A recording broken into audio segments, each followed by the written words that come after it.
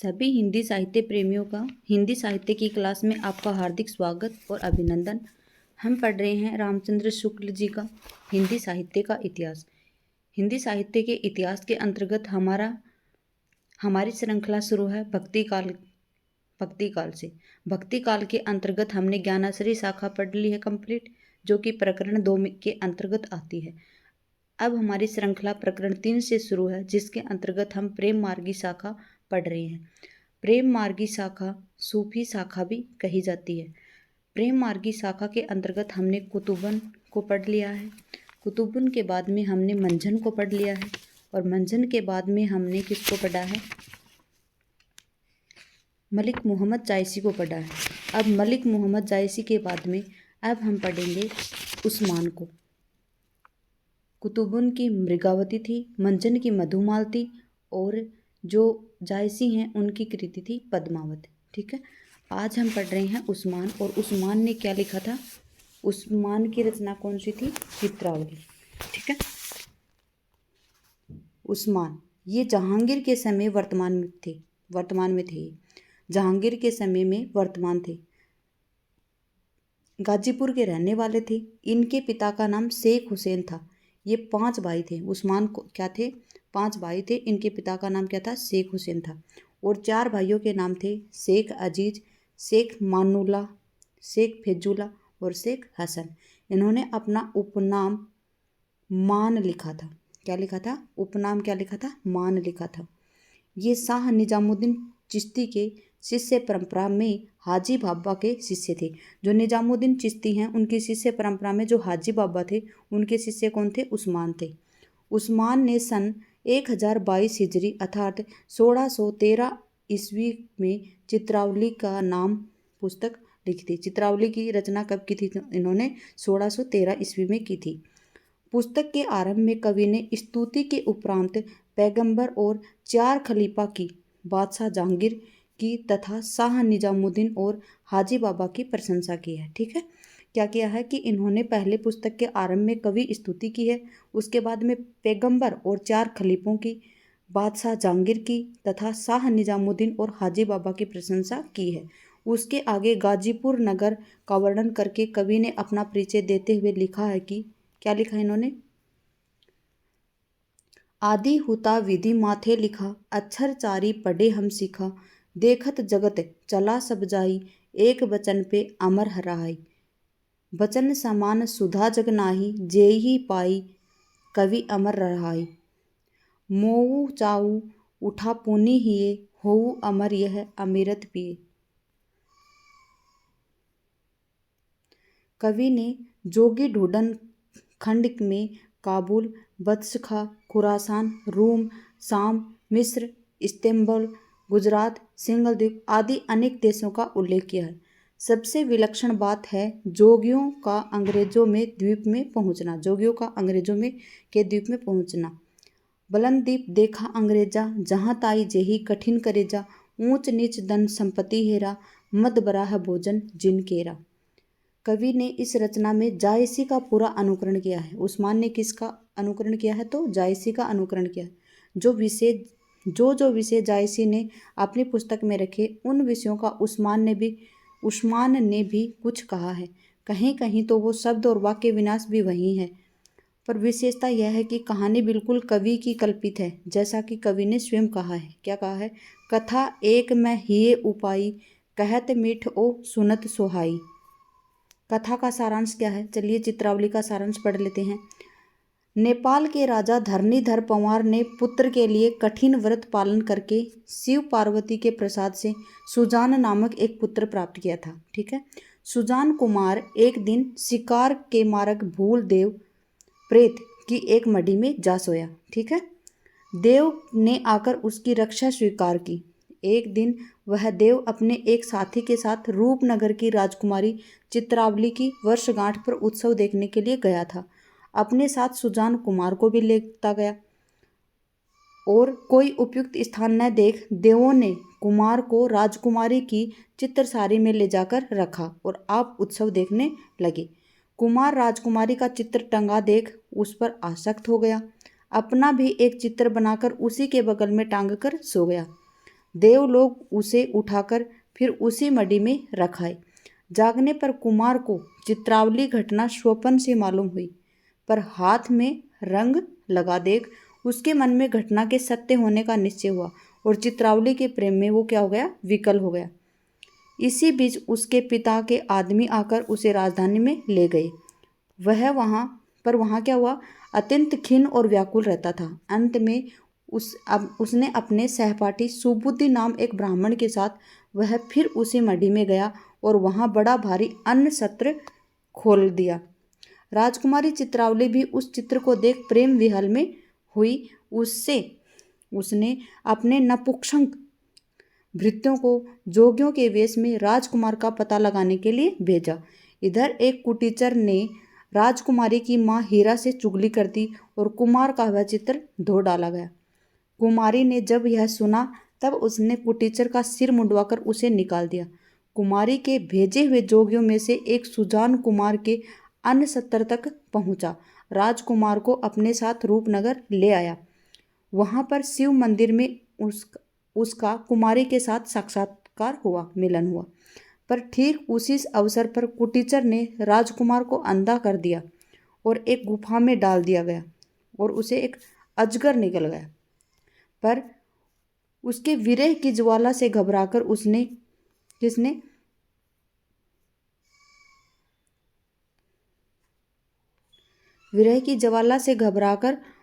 चट से उगल दिया। किसने? सांप ने। वहीं पर एक वन मानुस ने उसे एक अंजन दिया जिससे उसकी सृष्टि ज्यों की त्यों हो गई। वह जंगल में घूम रहा था, उसे एक हाथी ने पकड़ा, पर उस हाथी को भी वह पक्षीराज ले उड़ा। उसने घबराकर कुमार को समुद्र तट पर गिरा दिया। वहां से घूमता फिरता कुमार सागरगढ़ नामक नगर में पहुंचा। राजकुमारी कमलावती की फुलवारी में विश्राम करने लगा। राजकुमारी जब सखियों के साथ वहां आई तब उसे देख मोहित हो गई। उसे अब वहां पर भोजन के बहाने बुलवाया। भोजन में अपना हार रखवाकर कुमारी ने चोरी के अपराध में उसे कैद करवा लिया। इसी बीच वे सोहिल नाम का कोई राजा कमलावती के रूप की प्रशंसा सुन उसे प्राप्त करने के लिए चढ़ आया था। सुजान कुमार ने उसे मार भगाया। अंत में सुजान कुमार ने कमलावती से चित्रावली के न मिलने का समागम करने की प्रतिज्ञा करके विवाह कर लिया। कमलावती को लेकर कुमार गिरनार की यात्रा के लिए गया। इधर चित्रावली के भेजे एक जोगी दूत ने गिरनार में उसे पहचाना और चट चित्रावली को जाकर संवाद दिया। चित्रावली का पत्र लेकर वह दूत फिर लौटा और सागरगढ़ में धोई लगाकर बैठा। कुमार सुजान उस जोगी की सिद्धि सुन उसके पास आया और उसे जानकर उसके साथ रूपनगर गया। इसी बीच वहां पर सागरगढ़ के एक कथक ने चित्रावली के पिता की सभा में जाकर सोहिल राजा के युद्ध की गीत सुनाए, जिन्हें सुन राजा को चित्रावली के विवाह की चिंता हुई। राजा ने 4 चित्रकारों को भिन्न भिन्न देशों में राजकुमारी के चित्र लाने के लिए भेजा। इधर चित्रावली का भेजा हुआ जोगी दूत सुजान कुमार को एक जगह बैठाकर उसके आने का समाचार कुमारी को देने आ गया था। एक दासी ने यह समाचार द्वेषवश रानी से कह दिया और दूत मार्ग में कैद कर लिया गया। दूत के न लौटने पर सुजान कुमार बहुत व्याकुल हुआ और चित्रावली का नाम लेकर पुकारने लगा। राजा ने उसे मारने के लिए मतवाला हाथी छोड़ा, पर उसने उसे मार डाला। इस पर राजा उस पर चढ़ाई करने जा रहा था। इतने में भेजे हुए 4 चित्रकारों में से एक चित्रकार सागरगढ़ के सोहिल के मारने वाले पराक्रमी सुजान कुमार का चित्र लेकर आ पहुंचा। राजा ने जब देखा कि चित्रावली का प्रेमी वही सुजान कुमार है, तब उसने कन्या चित्रावली के साथ उसका विवाह कर दिया। कुछ दिनों में सागरगढ़ की कमलावती ने विरह में व्याकुल होकर सुजान कुमार के पास हंस मिश्र को दूत बनाकर भेजा, जिसने भ्रमर की अनुक्ति द्वारा कुमार को कमलावती के प्रेम का स्मरण कराया। इस पर सुजान कुमार ने चित्रावली को लेकर स्वदेश की ओर प्रस्थान किया। मार्ग में कमलावती को भी साथ में ले लिया। मार्ग में कवि ने समुद्र के तूफान का वर्णन किया है। अंत में राजकुमार अपने घर नेपाल पहुंचा और उसने वहां पर दोनों रानियों सहित बहुत दिनों तक राज्य किया। जैसा कि कहा जा चुका है कि उस्मान ने जायसी का पूरा अनुकरण किया है। जायसी ने भी पहल 5-5 सिपाहियों और अर्दालियों के पीछे एक दोहा दिया है, पर जायसी ने क्या किया है, देखिए जायसी के पहले के कवियों ने क्या किया है, 5-5 चौपाइयों मतलब अर्धालियों के पीछे एक दोहा रखा है। पर जो जायसी हैं उन्होंने क्या किया है, जायसी ने 7-7 चौपाइयों का क्रम रखा और यही क्रम उस्मान ने भी रखा है। कहने की आवश्यकता नहीं कि इस कहानी की रचना बहुत कुछ आध्यात्मिक दृष्टि से हुई है। कवि ने सुजान कुमार को एक साधक के रूप में चित्रित नहीं किया, बल्कि पौराणिक शैली का अवलंबन करके उसने पुरम योगी शिव के अंश में उत्पन्न तक कहा है। महादेव जी राजा धरणीधर पर प्रसन्न होकर वर देते हैं कि देखूं देत हो आपन अंसा, अब तोरे होई जा निज मनसा। कमलावती और चित्रावली अविद्या और विद्या के रूप में कल्पित जान पड़ती हैं। सुजान का अर्थ है ज्ञानवान। साधना काल में अविद्या के बिना दूर रखे विद्या मतलब सत्य ज्ञान की प्राप्ति नहीं हो सकती है। इसी से सुजान ने चित्रावली को प्राप्त न होने तक कमलावती के साथ समागम न करने की प्रतिज्ञा की थी। जायसी की ही पद्धति पर नगर, सरोवर, यात्रा, दान, महिमा आदि का वर्णन चित्रावली में भी हुआ है। सरोवर क्रीड़ा के वर्णन में एक दूसरे ढंग के कवि ने ईश्वर की प्राप्ति की साधना की ओर संकेत किया है। चित्रावली सरोवर के गहरे जल में यह कहकर छिप जाती है कि मुझे तो ढूंढ ले, उसकी जीत समझी जाएगी। सखियां ढूंढती हैं, वह नहीं पाती। सरवर ढूंढी, सब पची रही, चित्रिनी खोज न पावा कहीं। निकसी तीर भई बैरागी, धरे ध्यान सब बिरवे लागी। कुपुत तो ही पावही का जानी, प्रगट मह जो रहे छपानी। चतुरानन पढ़ी चारों बोधू, रहा खोजी पे पाव न भेदू। हम अंधी जोही आप न सूझा, भेद तुम्हारा कहाँ ले बूझा। कौन सो ठाऊं जहाँ तुम नाही, हम चख ज्योति देखें काहीं। पावे खोज तुम्हार सो, जेहि दिखराहु पंथ, कहाँ होई जोगी भय और पहु पढ़े ग्रंथ।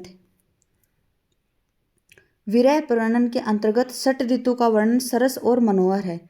ऋतु वसंत नौतन वन फूला, जह तह भोर कुसुम रंग भूला। आही कहाँ सो भंवर हमारा, जेहि बिनु बसंत बसंत उजारा। रात भर पुनि देखी न जाई, मानव दवा दहु दिसी लाई। रतिपति दुरह ऋतुपति बलि, कानन देह आई दलमली। फिर है शेख नबी। उस्मान के बाद में क्या पढ़ेंगे, शेख नबी। ये जौनपुर जिले के दोसपुर के पास मऊ नामक स्थान में रहने वाले थे। संवत 1676 में जहांगीर के समय में वर्तमान में थे। इन्होंने ज्ञानदीप नामक एक आख्यान काव्य लिखा और राजा ज्ञानदीप और रानी देवजानी की कथा है। किसकी है ये, राजा ज्ञानदीप और रानी देवजानी की ये कथा है शेख नबी की। क्या है, शेख नबी की है ज्ञानदीप। कब लिखी थी, संवत 1676 ईस्वी में।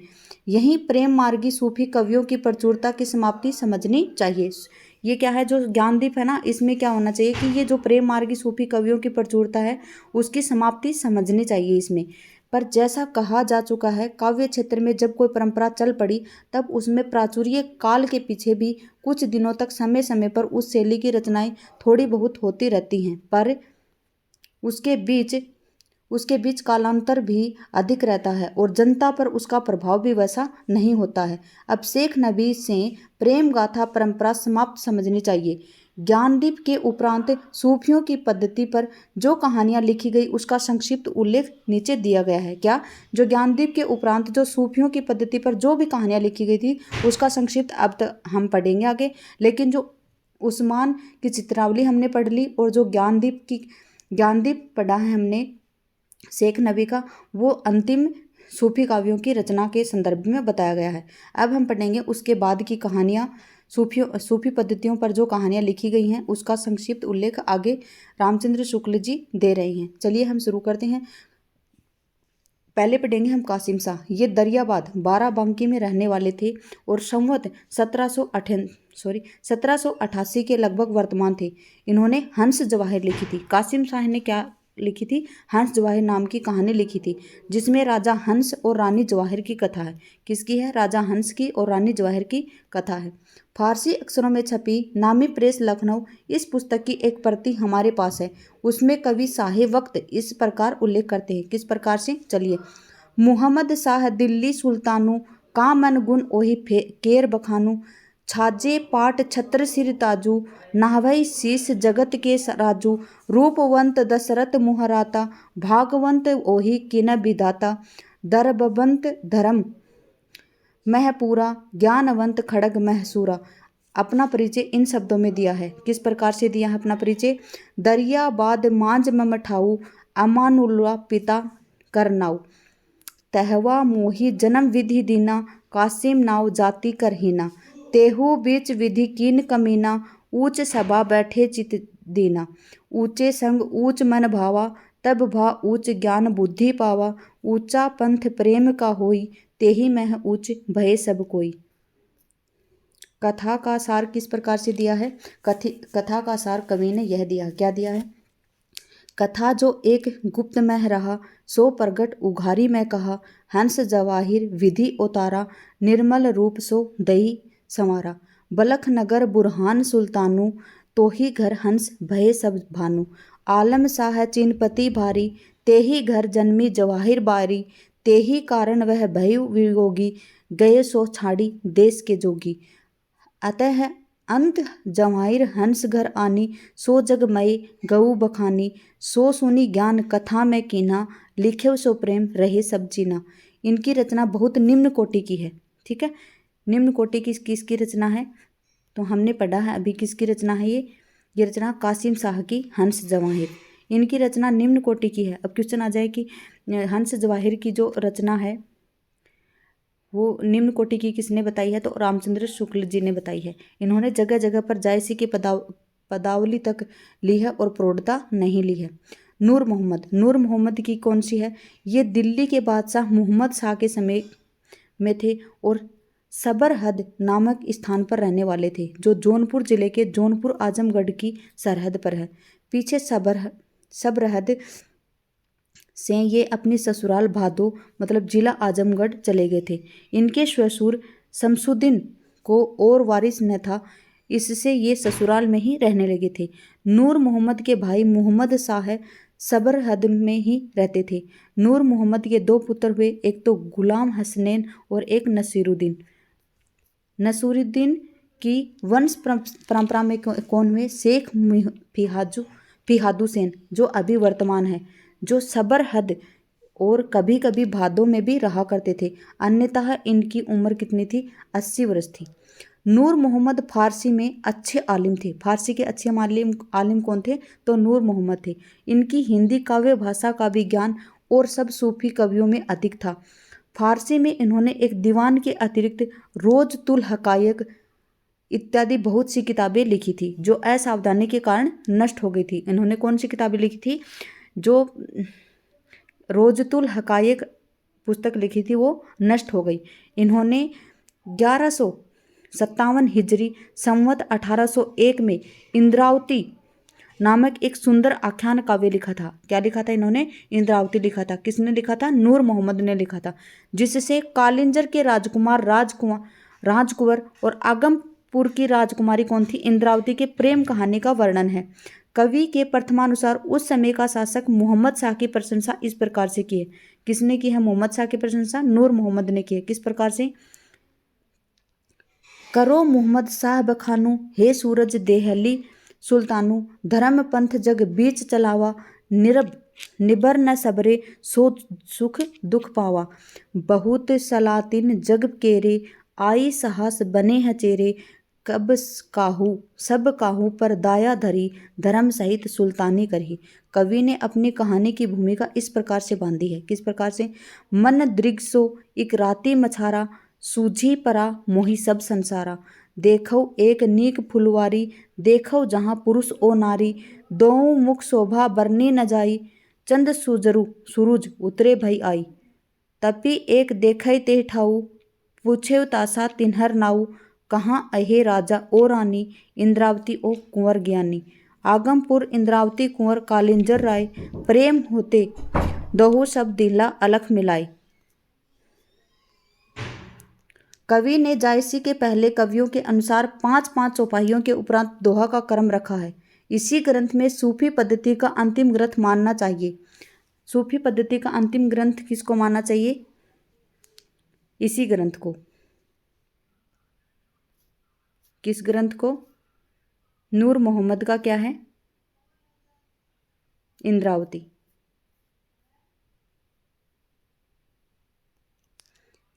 इनका एक और ग्रंथ फारसी अक्षरों में लिखा मिलता है जिनका नाम है अनुराग बासुरी।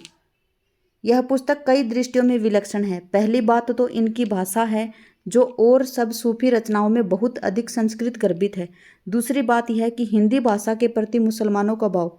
इंद्रावती की रचना करने पर शायद नूर मोहम्मद को समय समय पर एक उपालंब सुनने को मिलता था कि तुम मुसलमान होकर हिंदी भाषा में रचना करते क्यों हो।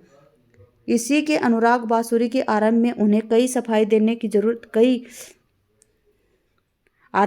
यह सफाई देने की जरूरत पड़ी थी। क्या सफाई देने की जरूरत पड़ी थी? जानत है यह सिरजनहारा जो किछु मन मरम हमारा, हिंदू मग पर पाम न राखे क्या जो बहुते हिंदी भाख्यो, मन इस्लाम मिस्किल मांजेव दीन जेवरी करकस भाजेव, जह रसूल अल्लाह प्यारा उम्मत की मुक्ता बनहारा, जहाँ दूसरों कैसे भावे जज असुर सुर काज न आवे। चलिए, इसका तात्पर्य है कि संवत 1800 तक आते आते मुसलमान हिंदी से किनारा खींचने लगे थे। हिंदी हिंदुओं के लिए छोड़कर अपने लिखने पढ़ने की भाषा में विदेशी अर्थात फारसी ही रखना चाहते थे, जिसे उर्दू कहते हैं। उनका उस समय तक साहित्य में कोई स्थान न था। इसका स्पष्ट आभास नूर मोहम्मद के इस कथन से मिलता है, कामयाब कह कौन जगावा फिर हिंदी बाखे पर आवा, छाड़ी फारसी कंद न बाते अरु झाला हिंदी सब बातें। अनुराग बासुरी का रचना काल 1778 हिजरी अर्थात संवत 1821 है। कवि ने इनकी रचना अधिक पांडित्यपूर्ण रखने का प्रयत्न किया है। विषय भी इनका तत्वज्ञान संबंधी है। शरीर, जीवात्मा और मनोवृत्तियां आदि को लेकर पूरा अध्यवसित रूपक खड़ा करके कहानी बांधी है और सब सूफी कवियों की कहानियों के बीच बीच में दूसरा पक्ष व्यंजित होता है, पर यह सारी कहानी और सारे पात्र को रूपक है। एक विशेषता और है, चौपाइयों के बीच बीच इन्होंने दोहे न रखकर बरवे रखे हैं। प्रयोग भी ऐसे ऐसे संस्कृत शब्दों के हैं जो सूफी कवियों में नहीं आए हैं। काव्य भाषा के अधिक निकट होने के कारण भाषा में कहीं कहीं ब्रज भाषा के शब्द और प्रयोग भी पाए जाते हैं। रचना का थोड़ा सा नमूना नीचे दिया जाता है। नगर एक मूर्तिपुर नाऊ, राजा जीव रहे तेही ठाऊ, का बरनो यह नगर सुहावन, नगर सुहान सब मन भावन, इहे शरीर सुहावन मूर्तिपुर, इहे जीव राजा जीव जाहू न दूर, तनुज एक राजा के रहा, अंतःकरण नाम सब कहा, सौम्यशील सुकुमार सयाना, सो सावित्री स्वात समाना, सरल सरनी जो सो पग धरे, नगर लोग सूधे पग परे, वक्र पंथ जो राखे पाऊँ, वह अद्भुत सब होई बटाऊ, रहे संधाती ताके पत्तन ठाव, एक संकल्प विकल्प सो दूसर नाव, बुद्धि चित दुख सखा सरेखे, जगत बीच गुण अवगुण देखे, अंतःकरण पास नित आवे, दर्शन देखी महासुख पावे, अहंकार ते ही तिसर सखा निरंज, रहेऊ चारी के अंतर न सेरू अंक, अंतःकरण सदन एक रानी, महामोहनी नाम सयानी, बरनी न पारो सुंदरताई, सकल सुंदरी देखी लजाई, सर्वमंगला देखी असी से, चाहे लोचन मध्य बही से, कुंतल छारत फांदा डारे, चक चितवंशो चपला मारे। आगे क्या है? अपने मंजू रूप वह दारा, रूप गर्विता जगत मंझारा, प्रीतम प्रेम पाई वह नारी, प्रेम गर्विता बही प्यारी, सदा न रूप रहत है अंत नसाई, प्रेम रूप में नासही में घटी जाई। जैसा कि कहा जा चुका है कि नूर मोहम्मद को हिंदी भाषा के कवियों कविता करने के कारण जगह जगह पर सबूत देना पड़ा है और वे इस्लाम के पक्के अनुयायी थे। अतः वे अपने इस ग्रंथ में प्रशंसा इस ढंग से करते हैं। किस ढंग से करते हैं? ये अंतिम है उनका ग्रंथ। यह बांसुरी सुने सो कोई, हृदय स्रोत खुला जेही होई, निसरत नाद बारूनी साथा, सुनी सुधी चेत रहे के ही हाथा, सुनते जो यह शब्द मनोहर, होत अचेत कृष्ण मुरलीधर, यह मुहम्मदी जन की बोली, जामे कंद नबाते घोली, बहुत देवता को चिथरे, बहुमूर्ति औंधी होई परे, बहुत देवहरा ठाही गिरावे, शंखनाद की रीति मिटावे। जह इस्लामी मुख सो निसरी बात, जहाँ सकल सुख मंगल कष्ट न साथ। सूफी आख्यान काव्यों को की अखंडित परंपरा की यही समाप्ति मानी जा सकती है। इस परंपरा में मुसलमान कवि ही हुए हैं, केवल एक हिंदू मिला है। सूफी मत के अनुयायी सूरदास नामक और एक पंजाबी हिंदू ने शाहजहां के समय में नए नल दमयंती कथा नाम की एक कहानी लिखी है, पर इसकी रचना अत्यंत निकृष्ट है। क्या है? अत्यंत घटिया है। साहित्य की कोई अखंड परंपरा समाप्त होने पर भी कुछ दिन तक उस परंपरा की कुछ रचनाएं इधर उधर होती रही हैं। इस ढंग की पिछली रचनाओं में चतुर्मुकुट की कथा और यूसुफ ज़ुलेखा उल्लेख योग्य हैं। ठीक है, आज हम पढ़ेंगे यहाँ तक और ये हमारा कंप्लीट भी हो गया है। क्या? प्रेमाश्रय शाखा। ठीक है, चलिए धन्यवाद। ऐसे ही पढ़